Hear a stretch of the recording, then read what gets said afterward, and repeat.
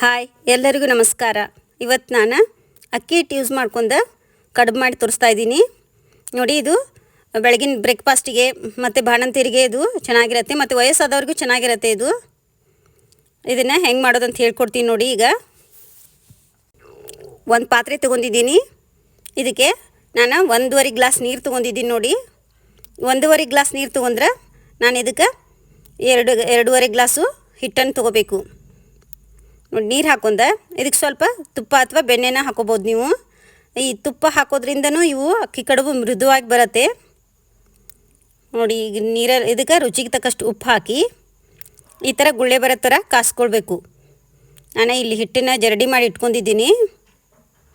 ನೋಡಿ, ನಾನು ಹಿಟ್ಟನ್ನು ಜರಡಿ ಮಾಡಿ ಇಟ್ಕೊಂಡಿದ್ದೀನಿ. ಈಗ ನೀರನ್ನು ಕಾಯ್ತಾ ಇದೆ. ನೋಡಿ, ಇದಕ್ಕೆ ನಾವು ಹಿಟ್ಟು ಹಾಕೊಂಡ ಚೆನ್ನಾಗಿ ಮಿಕ್ಸ್ ಮಾಡ್ಕೊಳ್ಬೇಕು. ಇದನ್ನು ನಾವು ಸ್ವಲ್ಪ ಹಿಟ್ಟು ಹಾಕೊಂಡು ನಾವು ಕಡಿಮೆ ಉರಿಯಲ್ಲಿ ಇಟ್ಕೋಬೇಕು. ನೋಡಿ, ಈಗ ಹಿಟ್ಟಾಗ ಹಾಕಿದ ಮೇಲೆ ನಾವು ಈಗ ಉರಿನ ಆಫ್ ಮಾಡಿ ಈ ಥರ ಹಿಟ್ಟನ್ನು ನಾವು ಮಿಕ್ಸ್ ಮಾಡ್ಕೊಳ್ಬೇಕು.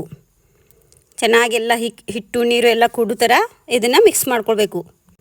ಈ ಥರ 1 ಸ್ಪೂನ್ ತೊಗೊಂಡು ಗರ ಅಂತ ತಿರುಗಿಸ್ಕೋಬೋದು, ಅಥವಾ ಈ ಥರ ಹಿಟ್ಟು ನಾವು ಚಮಚಲೆ ಚೆನ್ನಾಗಿ ಗಂಟುಗಳಿಲ್ದಂಗೆ ನಾವು ಮಿಕ್ಸ್ ಮಾಡ್ಕೊಳ್ಬೇಕು. ನೀವು ನಾನು ಜಾಸ್ತಿ ಮಾಡಿ ತೋರಿಸ್ತಾ ಇದ್ದೀನಿ. ಸ್ವಲ್ಪ ಮಾಡೋದಿದ್ರೆ ನೀವು ಅರ್ಧ ಗ್ಲಾಸ್ ಹಾಕೊಂಡು ಸ್ವಲ್ಪನೇ ಮಾಡಿ ನೋಡಿ. ಫಸ್ಟ್ ಅಡುಗೆ ಮಾಡೋರು ಒಂದು ಸ್ವಲ್ಪ ಹಿಟ್ಟು ಹಾಕೊಂಡು ನೀವು ಮಾಡ್ಕೊಂಡು ನೋಡಿ. ಈಗ ನಾನು ಒಂದು ಪಾತ್ರೆಗೆ ತೊಗೊಂಡಿದ್ದನ್ನು ಆರ್ಲಿಕ್ಕೆ ಇಡ್ತಾಯಿದ್ದೀನಿ. ಬಿಸಿ ಇರುತ್ತನೆ ನಾವು ಇದನ್ನು ಮುದ್ದೆ ಮಾಡಿ ಇಟ್ಕೊಳ್ಬೇಕು. ಅಂದ್ರೇ ರುಚಿಯಾಗಿರುತ್ತೆ. ಸ್ವಲ್ಪ ಕೈಗೆ ಬಿಸಿ ಇರುತ್ತೆ ಹಿಟ್ಟು. ಈ ಥರ ನಾನು ನಾದ್ಕೊಳ್ಳೋದು ತೋರಿಸ್ತಾ ಇದ್ದೀನಿ. ಯಾರಾದರೂ ಹೊಸವಾಗಿ ಮಾಡೋರು ಈ ಥರ ನೋಡಿ ಸ್ವಲ್ಪ ಈ ಥರ ಉಂಡೆ ಮಾಡ್ಕೊಂಡು ಇಟ್ಕೋಬೋದು. ನೀವು ಹೊಸವಾಗಿ ಮಾಡೋರು ಏನು ಮಾಡಬೇಕು, ಸ್ವಲ್ಪ ಕೈಗೆ ನೀರು ಹಚ್ಕೊಳ್ಳಿ. ಈ ಥರ ಉಂಡೆಗಳನ್ನ ಮಾಡ್ಕೊಂಡು ಮುದ್ದೆ ಥರ ಮಾಡ್ಕೊಂಡು ಇವನ್ನ ಪಕ್ಕಕ್ಕೆ ಇಟ್ಕೊಳ್ಳಿ. ಚಿಕ್ಕ ಮುದ್ದೆಗಳು ಮಾಡ್ಕೊಂಡ ಥರ ನೋಡಿ. ಸ್ವಲ್ಪ ಕೈಗೆ ನೀರು ಹಚ್ಕೋದ್ರಿಂದ ಬಿಸಿ ಶಾಖನೂ ಕಡಿಮೆ ಇರುತ್ತೆ. ಸ್ವಲ್ಪ ಉಗ ಇರತ್ತೇ. ಈ ಥರ ನಾವು ಇದನ್ನು ಕಡುಬನ್ನು ಮಾಡ್ಕೊಳ್ಬೇಕಂಥೇಳಿ ನಾವು ಈ ಉಗ ಆರಿದ್ರೆ ಕಡುಬು ರುಚಿಯಾಗಿರೋದಿಲ್ಲ. ಈ ಥರ ಮುದ್ದೆಗಳನ್ನಾಗಿ ಮಾಡ್ಕೊಳ್ಬೇಕು. ಅಂದರೆ ಇನ್ನೂ ಚೆನ್ನಾಗಿ ಹಿಟ್ಟು ಸಾಫ್ಟ್ ಆಗುತ್ತೆ. ಈ ಹಿಟ್ಟನ್ನು ನಾವು ಸ್ವಲ್ಪ ನೀರು ಹಚ್ಕೊಂಡು ಹದವಾಗಿ ನಾವು ಇದನ್ನು ನಾದ್ಕೊಳ್ಬೇಕು. ಈ ಹದವಾಗಿ ನಾದೋದ್ರಿಂದ ಹಿಟ್ಟನ್ನು ಚೆನ್ನಾಗಿ ಆಗುತ್ತೆ. ನೋಡಿ, ಈ ಥರ ಚೆನ್ನಾಗಿ ಕಾಣಬೇಕು. ಹಿಟ್ಟು ನುಣ್ಣು ಅಂತ ಹೊಳಿತಾ ಇರಬೇಕು. ಹಿಟ್ಟನ್ನು ನಾವು ಕೈಲೇ ಹಿಂದಿನ ಭಾಗದಿಂದ ನಾದ್ಕೊಳ್ಬೇಕು. ನೋಡಿ, ಸ್ವಲ್ಪ ನೀರು ಹಚ್ಕೊಂಡಿದ್ದನ್ನ ಚೆನ್ನಾಗಿ ಹಿಟ್ಟನ್ನು ನಾವು ನಾದ್ಕೊಳ್ಬೇಕು. ಸ್ವಲ್ಪ ಕೈಗೆ ನೀರು ಹಚ್ಕೊಂಡು ಮೊದಲು ಮಾಡೋರು ಸ್ವಲ್ಪನೇ ಮಾಡ್ಕೊಳ್ಳಿ. ಇವೆಲ್ಲ ಹಳೆ ರೆಸಿಪಿ, ಇವು ತಿನ್ನಲಿಕ್ಕೂ ಚೆನ್ನಾಗಿರುತ್ತೆ. ಮತ್ತು ಯಾವಾಗಾದರೂ ಟೈಮ್ ಇದ್ದರೆ ಈ ಥರ ಮಾಡ್ಕೊಳ್ಳಿ. ನೋಡಿ, ನಾನಿಲ್ಲಿ ಎಲ್ಲ ಹಿಟ್ಟನ್ನು ಚೆನ್ನಾಗಿ ನಾದಿಟ್ಕೊಂಡಿದ್ದೀನಿ. ಈಗ ಇದನ್ನು ಸಣ್ಣ ಇನ್ನೂ ಚೆನ್ನಾಗಿ ನಾದ್ಕೊಳ್ಳಿ. ನೋಡಿ, ಇದು ನಾನು ಹಿಟ್ಟು ಎಷ್ಟು ಚೆನ್ನಾಗಿ ನಾದ್ಕೊಳ್ತೀವಿ ಅಷ್ಟು ರುಚಿಯಾಗಿ ಬರುತ್ತೆ. ಇದನ್ನೀಗ ನಾವು ಚಿಕ್ಕ ಪೀಸ್ಗಳನ್ನಾಗಿ ಸ್ವಲ್ಪ ಸಣ್ಣ ಗೋಲಿ ಗಾತ್ರದಷ್ಟು ಕಟ್ ಮಾಡ್ಕೊಳ್ಬೇಕು. ನಾನಿಲ್ಲಿ ಸ್ವಲ್ಪ ತೋರಿಸ್ತೀನಿ. ನೋಡಿ, ಈ ಥರ ಗೋಲಿ ಗಾತ್ರದ್ದು 8 ಹರ್ಕೊಂಡು ತೋರಿಸ್ತಾ ಇದ್ದೀನಿ. ನೋಡಿ, ಇದು ಉಂಡೆಗಳನ್ನ ಈ ಥರ ಕಟ್ ಮಾಡಿ ಇಟ್ಕೊಳ್ಬೇಕು ಮೊದಲೇ. ಈಗ ಇವನ್ನ ನಾವು ಏನು ಮಾಡಬೇಕು, ಸ್ವಲ್ಪ ಕೈಗೆ ಎಣ್ಣೆ ಹಚ್ಕೊಂಡು ಈ ಥರ ರೌಂಡ್ ಗೋಲಿ ಗಾತ್ರ, ಇದಕ್ಕೆ ಚಿಕ್ಕ ಸೈಜ್ ಆದರೂ ಆಗುತ್ತೆ. ನೋಡಿ, ಈ ಥರ ರೌಂಡಾಗಿ ಮಾಡ್ಕೊಳ್ಬೇಕು. ಈ ಗೋಲಿ ಗಾತ್ರದಷ್ಟೇ ಮಾಡ್ಕೊಳ್ಳಿ, ಅಂದರೆ ರುಚಿಯಾಗಿರುತ್ತೆ. ಇವು 4-5 ತಿಂದ್ರೇ ಹೊಟ್ಟೆ ತುಂಬತ್ತೆ. ಆ ಥರ ರುಚಿಯಾಗಿರುತ್ತೆ. ನೋಡಿ, ಇದು ನೋಡಿ, ಈಗೆಲ್ಲ ನಾನು ರೆಡಿ ಮಾಡ್ಕೊಳ್ತಿದ್ದೀನಿ. ಇದು ರೆಡಿ ಆಗೋದ್ರೊಳಗೆ ನಾನಲ್ಲಿ ಒಂದು ಪಾತ್ರೆಯಲ್ಲಿ ಸ್ವಲ್ಪ ನೀರು ಇಟ್ಕೊಂಡು ಪ್ರೀ ಹೀಟ್ ಮಾಡ್ಕೊಳ್ಬೇಕು. ಪ್ರೀ ಹೀಟ್ ಅಂದರೆ ತೋರಿಸ್ತೀನಿ ರೀ. ಒಂದು ಪಾತ್ರೆ ತೊಗೊಳ್ಳಿ, 1-2 ಗ್ಲಾಸ್ ನೀರು ಹಾಕ್ಕೊಂಡಿದ್ದೀನಿ. ಇದಕ್ಕೇ ನೋಡಿ, ಇದ್ರ ಮೇಲ್ಗಡೆ ಈ ಥರ ಜಾರ್ನ ಇಟ್ಕೋಬೇಕು. ಹೋಲಿರೋ ಜಾರ್ನ, ಅಥವಾ ನೀವು ಇಡ್ಲಿ ಪಾತ್ರೆಯಲ್ಲೂ ಮಾಡ್ಬೋದು. ಅಥವಾ ನೋಡಿ, ಈಗೆಲ್ಲ ರೆಡಿ ಮಾಡ್ಕೊಂಡಿದ್ದೀನಿ ನಾನು.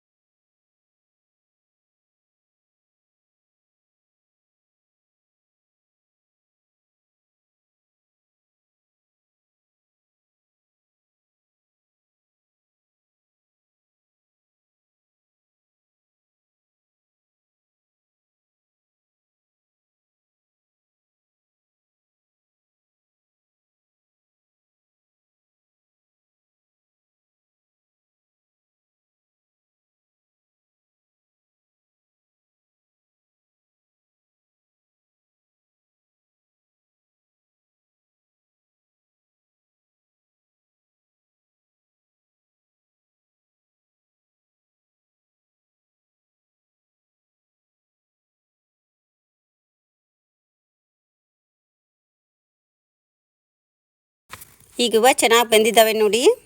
ಈಗ ಇದಕ್ಕೆ ನಾನು ಒಂದು ಅರ್ಧ ಕಟ್ಟ ಸಬ್ಬಸ್ಗೆ ಒಂದು ಈರುಳ್ಳಿ ತೊಗೊಂಡಿದ್ದೀನಿ ಮತ್ತು ಒಂದು 4-5 ಮೆಣಸಿನ್ಕಾಯಿ, ಸಬ್ಬಸ್ಗೆ ಸೊಪ್ಪನ್ನ ಚೆನ್ನಾಗಿ ಇದನ್ನು ಸಣ್ಣಗೆ ಕಟ್ ಮಾಡ್ಕೊಳ್ಬೇಕು. ಈ ಥರ ಚಿಕ್ಕ ಚಿಕ್ಕದಂಗೆ ಕಟ್ ಮಾಡ್ಕೊಳ್ಬೇಕು. ಈಗ ನೋಡಿ ಈ ಕಡೆ ಕಡುಬದು ಬೆಂದಿದ್ದಾವೆ, ತೋರಿಸ್ತೀನಿ ರೀ. ಸುಡ್ತಾ ಇದೆ, ಬಿಸಿ ಇರುತ್ತೆ. ನಾನು ಸ್ವಲ್ಪ ಇವನ್ನ ಮೇಲೆ ಕೆಳಗೆ ಆಗುವವರೆಗೆ ಹಿಂಗೆ ಅಳಗಾಡಿಸಿದೆ ನೋಡಿ, ತೋರಿಸ್ತೀನಿ. ಈ ಥರ ಕೈಲೇ ಮಾಡ್ಕೊಳ್ಳಿ, ಬಿಸಿ ಇರತ್ತೆ. ಇಲ್ಲದಿದ್ದರೆ ಒಂದು ಸ್ಪೂನ್ ತೊಗೊಂಡು ನೀವು ಈ ಥರ ರೌಂಡ್ ಮಿಕ್ಸ್ ಮಾಡ್ಕೊಳ್ಬೋದು ನೋಡಿ. ಕಡುಬು ಚೆನ್ನಾಗಿ ಬೆಂದಿದೆ ನೋಡಿ.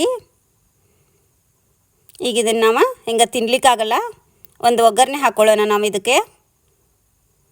ನೋಡಿ, ಒಂದು ಸ್ಪೂನ್ ತೊಗೊಂಡು ಈ ಥರನೂ ನೋಡಿ, ಈ ಥರ ಜಾರು ಥರ ಮೃದುವಾಗಿ ಸಾಫ್ಟಾಗಿ ಬೆಣ್ಣೆ ಥರ ಬಂದಿದೆ ಇದು. ಸ್ವಲ್ಪ ತುಪ್ಪ ಹಾಕಿರೋದ್ರಿಂದ ಯಾವುವು ಅಂಟೋದಿಲ್ಲ ನೋಡಿ.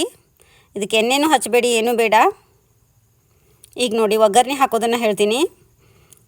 ಇದಕ್ಕೆ ಸ್ವಲ್ಪ ಒಂದು ಪಾತ್ರೆ ತೊಗೊಳ್ಳಿ, ಸ್ವಲ್ಪ ಜಾಸ್ತಿನೇ ಎಣ್ಣೆ ಹಾಕ್ಕೊಂಡು ಇದನ್ನು ಒಗ್ಗರಣೆ ಕೊಡಬೇಕು ನೋಡಿ. ಒಂದು 3 ಸ್ಪೂನ್ ಎಣ್ಣೆ ತೊಗೊಂಡಿದ್ದೀನಿ. ಇದಕ್ಕೇ ಸಾಸಿವೆ, ಸ್ವಲ್ಪ ಜೀರಿಗೆ ಮತ್ತು ಚಿಕ್ಕದಾಗಿ ಕಟ್ ಮಾಡಿದಂಥ ಈರುಳ್ಳಿ ಮತ್ತು ಮೆಣಸಿನ್ಕಾಯಿ ಹಾಕಿ ಒಂದೇ 1 ಮಿನಿಟು ಚೆನ್ನಾಗಿ ಫ್ರೈ ಮಾಡ್ಕೊಳ್ಬೇಕು. ಸ್ವಲ್ಪ ಕೆಂಪಗಾಗೋವರೆಗೂ ನೋಡಿ, ಈ ಥರ ಕೆಂಪಗಾಗೋವರೆಗೂ ನಾವು ಫ್ರೈ ಮಾಡಬೇಕು. ಫ್ರೈ ಆದಮೇಲೆ ಇದಕ್ಕೇ ನಾವು ಚಿಕ್ಕದಾಗಿ ಕಟ್ ಮಾಡಿದಂಥ ಸಬ್ಬಸ್ಗೆ ಸೊಪ್ಪನ್ನ ಹಾಕೋಬೇಕು.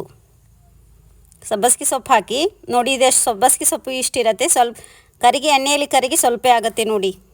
ಸಬ್ಬಸ್ಗೆ ಸೊಪ್ಪನ್ನ ನಾವು ಈ ಥರ ನೀಟಂಗೆ ಮಿಕ್ಸ್ ಮಾಡ್ಕೊಳ್ಬೇಕು ನೋಡಿ. ಈಗ ಚೆನ್ನಾಗಿ ಮಿಕ್ಸ್ ಆಗಿದೆ, ಇದು ಕರಗಿ ಸ್ವಲ್ಪ ಆಗಿದೆ. ಈಗ ನೀವು ಒಂದು ಚಿಟಿಕೆ ಅರಿಶಿನ ಹಾಕೋಬೇಕು. ಇದಕ್ಕೆ ಬೇಕಂದರೆ ಹಾಕ್ಕೊಳ್ಳಿ, ಇಲ್ಲದಿದ್ದರೆ ಸ್ಕಿಪ್ ಮಾಡ್ಕೊಳ್ಬೋದು. ನಾನು ಕಲರಿಗೆ ಅಂತೇಳಿ ಹಾಕೋತಾ ಇದ್ದೀನಿ, ಇಲ್ಲದಿದ್ದರೆ ಹಾಕೋಲ್ಲ ನೋಡಿ. ಸ್ವಲ್ಪ ಒಂದು ಅರ್ಧ ಸ್ಪೂನು ಅರಿಶಿನ ಪೌಡರು ಮತ್ತು ರುಚಿಗೆ ತಕ್ಕಷ್ಟು ಉಪ್ಪು. ನಾವು ಕಡುಬಿಗೆ ಉಪ್ಪು ಹಾಕಿರ್ತೀವಿ ನೋಡಿ, ಎಷ್ಟು ಬೇಕಷ್ಟೇ ಹಾಕ್ಕೊಳ್ಳಿ. ಈ ಒಗ್ಗರಣೆಗೆ ಎಷ್ಟು ಬೇಕಷ್ಟು ನಾವು ರುಚಿಗೆ ತಕ್ಕಷ್ಟು ಉಪ್ಪು ಹಾಕೊಂಡು ಚೆನ್ನಾಗಿ 1 ಮಿನಿಟ್ ಮಿಕ್ಸ್ ಮಾಡಿದ್ರೆ ರೆಡಿ ಆಗುತ್ತೆ. ಇದಕ್ಕೇ ನಾವು ಉಗಿದ ಮೇಲೆ ಬೇಯಿಸಿದಂಥ ಕಡುಬುಗಳನ್ನ ಹಾಕ್ಕೋಬೇಕು. ಇನ್ನು ನಾವು ಸ್ಟೀಮ್ ಮಾಡ್ಕೊಂಡಿದ್ದೀವಲ್ಲ, ಅವನ್ನ ಕಡುಬನ್ನ ಹಾಕ್ಕೊಂಡು ಈ ಥರ ಮಿಕ್ಸ್ ಮಾಡಬೇಕು. ಒಂದು 5 ಮಿನಿಟಾರು ಕಡಿಮೆ ಉರಿಯಲ್ಲಿ ಮಿಕ್ಸ್ ಮಾಡ್ಕೊಳ್ಳಿ ನೋಡಿ. ಕಡಿಮೆ ಉರಿಯಲ್ಲಿ ಚೆನ್ನಾಗಿ ಮಿಕ್ಸ್ ಮಾಡಬೇಕು ಇದನ್ನು ನಾವು.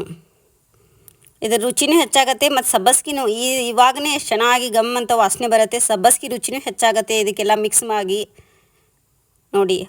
ಮೊದಲಿದ್ದಕ್ಕೂ ಈಗಿದ್ದಕ್ಕೂ ಸಬ್ಬಸ್ಗಿನ ನಾವು ಮಿಕ್ಸ್ ಮಾಡೋದ್ರಲ್ಲಿ ಕಲೆ ಇದೆ, ಅದೊಂದು ಟ್ರಿಕ್ಕು ನೋಡಿ. ಚೆನ್ನಾಗಿ ಮಿಕ್ಸ್ ಮಾಡ್ಕೊಳ್ಬೇಕು. ಇದನ್ನು ಆರಾಮ 7ರಿಂದ 8 ಜನ ನಾವು ತಿನ್ಬೋದು ಇದನ್ನು. ಈ ಬಾಣಂತಿಯರಿಗೆ, ಮಕ್ಕಳಿಗೆ ಮತ್ತು ವಯಸ್ಸಾದವರಿಗೆ ಹಸಿ ಖಾರ ಒಂದು ಬಿಟ್ಟು ಬಾಣಂತಿಯರಿಗೆ ಕೆಂಪು ಮೆಣಸಿನ್ಕಾಯಿ ಹಾಕಿಕೊಡಿ, ಚೆನ್ನಾಗಿರುತ್ತೆ ನೋಡಿ. ರುಚಿಯಾದ ಅಕ್ಕಿ ಹಿಟ್ಟಿನಿಂದ ಸಬ್ಬಸ್ಗಿ ಕಡುಬು ರೆಡಿ. ಇದನ್ನು ನಾನು ಸರ್ವ್ ಮಾಡ್ತೀನಿ ನೋಡಿ. ಸಬ್ಬಸ್ಗಿ ಎಲ್ಲ ಮೇಲ್ಗಡೆ ಚೆನ್ನಾಗಿ ಕಾಣ್ತಾ ಇದೆ. ಒಂದು 5 ಮಿನಿಟಾರು ಕಡಿಮೆ ಉರಿಯಲ್ಲಿ ನೀವು ಮಿಕ್ಸ್ ಮಾಡ್ತಾ ಇರಬೇಕು. ಈಗ ಒಂದು ಪ್ಲೇಟ್ ತೊಗೊಂಡು ನಾನು ಇದನ್ನು ಸರ್ವ್ ಮಾಡ್ತೀನಿ. ಇಷ್ಟು ತಿನ್ನಲಿಕ್ಕಾಗಲ್ಲ, ಒಂದು 7-8 ಮಂದಿ ತಿನ್ಬೋದು. ನಾನು ಇದನ್ನು ನಿಮ್ಗೆ ಸರ್ವ್ ಮಾಡಿ ತೋರಿಸ್ತಾ ಇದ್ದೀನಿ ಅಂಥೇಳಿ ಹಾಕ್ತಾಯಿದ್ದೀನಿ ಅಷ್ಟೇ. ಇಷ್ಟ ಆದರೆ ಲೈಕ್ ಮಾಡಿ, ಕಮೆಂಟ್ ಮಾಡಿ, ಒಂದು ಸಲ ಮನೆಯಲ್ಲಿ ನೀವು ಟ್ರೈ ಮಾಡಿ. Thank you.